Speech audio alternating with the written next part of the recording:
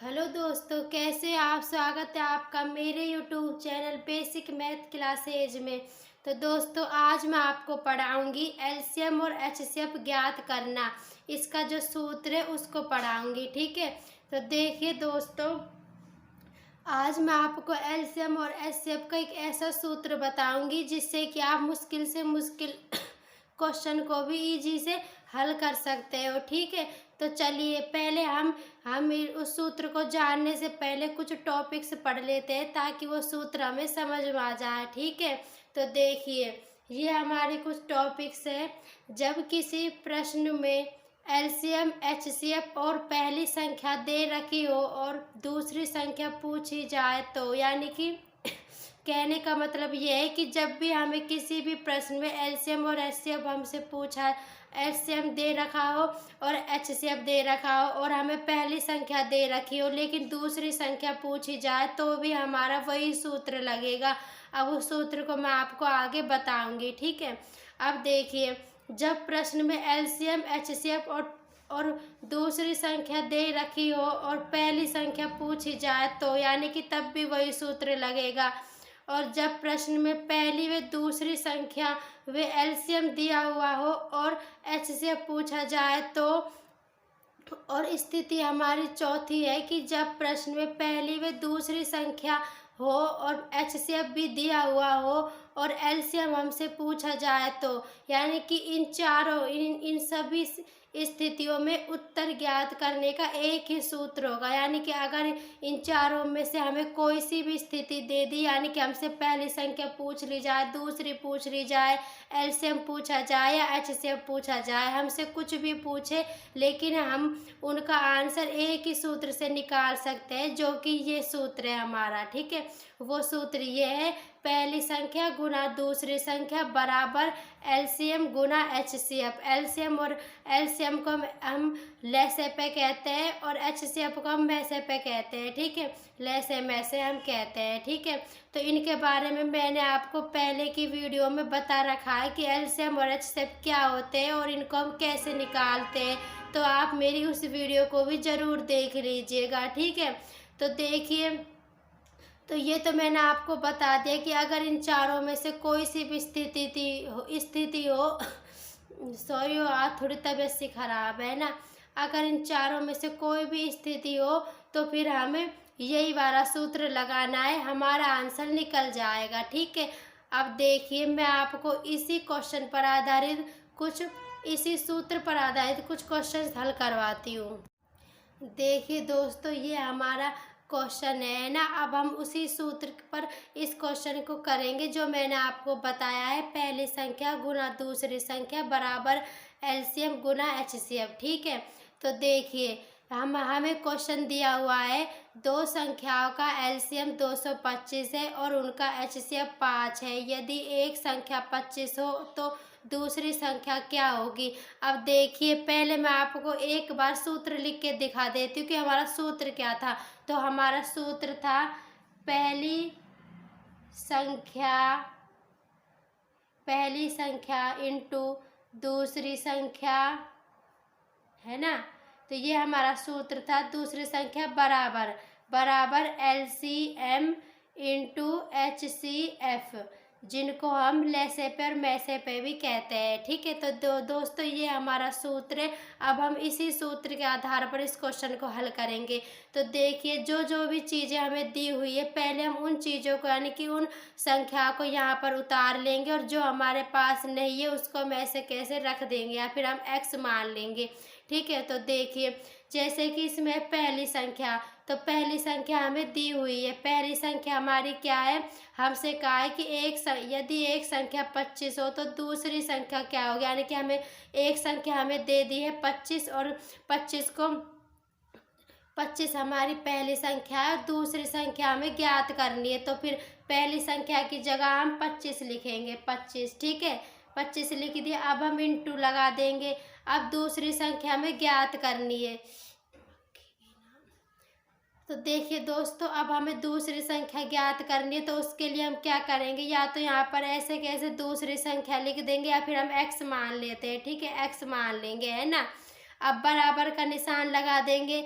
अब उसके बाद एलसीएम, एलसीएम हमारा कितना है 225, तो 225 लिख देंगे। अब इंटू का निशान, तो इंटू लिख दिया।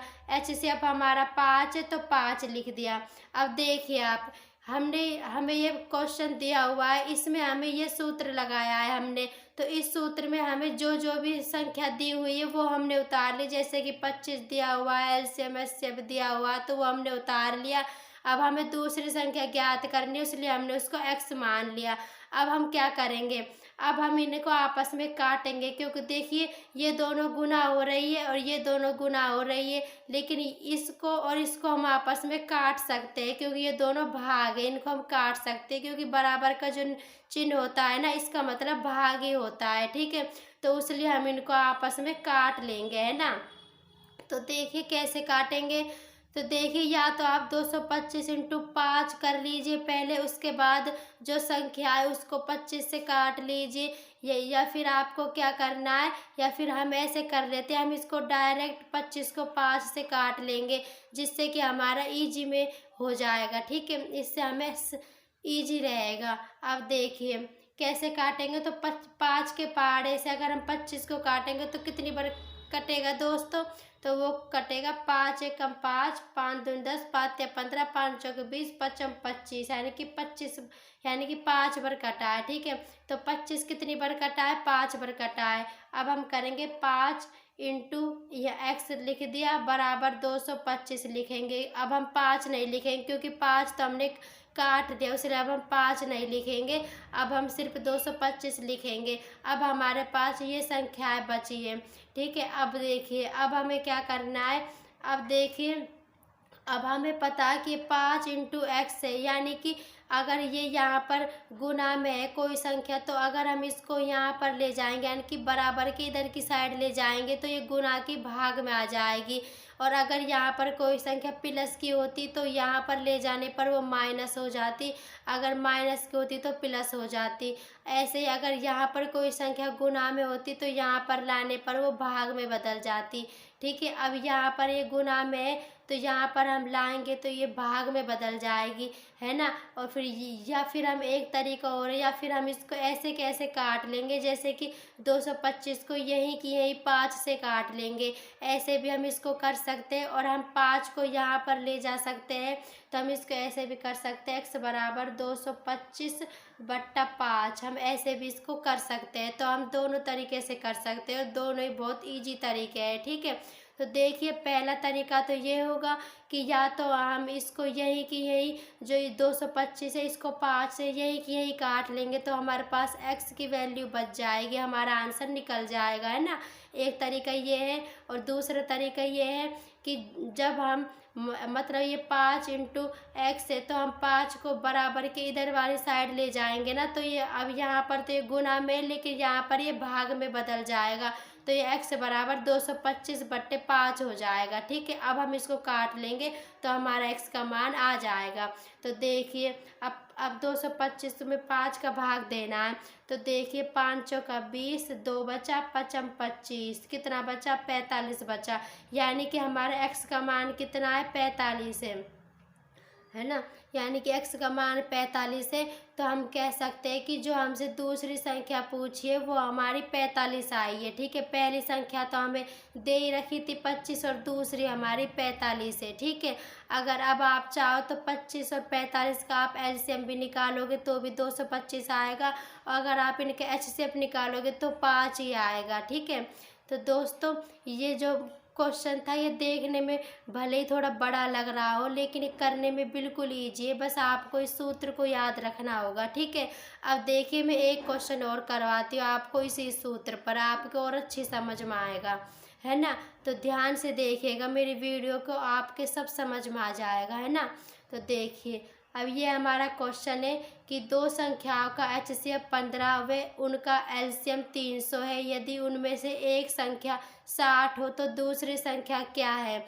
यानी कि हमसे ऐसे भी दे सकता है क्वेश्चन में कि यदि उनमें से एक संख्या 60 हो तो दूसरी क्या है, या फिर ऐसे भी दे सकता है कि पहली संख्या ये है तो दूसरी क्या है, वो एक ही बात है। ठीक है, आप इस संख्या को पहली भी मान सकते हो, दूसरी भी मान सकते हो, आपका आंसर बिल्कुल सही निकलेगा, चाहे आप इसको पहली मानो या दूसरी मानो।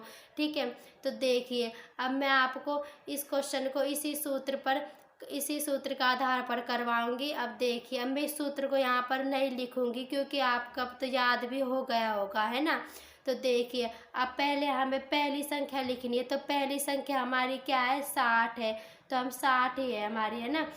और देखिए अब हमने 60 लिख लिया पहली संख्या, तो 60 इंटू अब हम लिख रही है दूसरी संख्या, तो दूसरी संख्या तो हमें ज्ञात करनी है ना, इसलिए हमने इसको x मान लिया, है ना।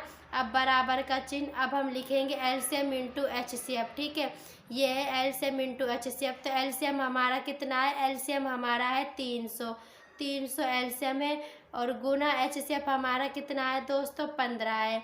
ठीक है, अब हमने सूत्र के अनुसार इन सभी संख्याओं को रख लिया है। अब हम क्या करेंगे, अब आप देखिए, अब आप ऐसा कीजिए, अब हम इनको जो भी है ना, इनको हम डायरेक्ट यही काट लेंगे, तो हमारा 2 स्टेप में ये आंसर आ जाएगा। ठीक है, हम इसको यही काट लेंगे, तो देखिए 0 से ये 0 कटा है ना।